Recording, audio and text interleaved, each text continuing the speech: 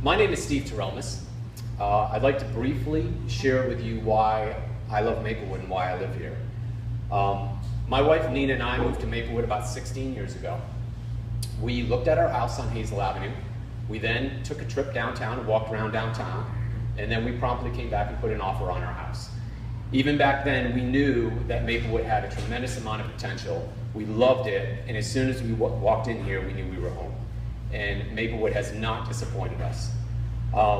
Several times I actually considered running for city council. When I first moved to Maplewood over 16 years ago, my wife and I would go to the city council meetings all the time. We got to know Barry, we got to know Sean, we got to know Mark and Marty and everybody else. But for the last 15 years, Barry and Sean unfortunately have been doing such a good job that I had no reason to run. So this is actually the first opportunity I've had to run. When we first moved to Maplewood, it was kind of sad because we would get to know people, and as their kids would grow up, they would move out of Maplewood so that their kids could go to a quote-unquote good school.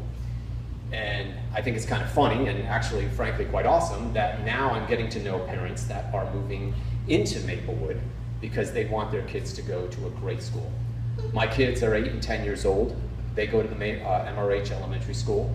They're not going to be going to a private high school when they get older. They're going to go to the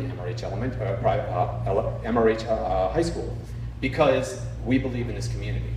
When my kids get older and they're asked the question, where did you go to high school?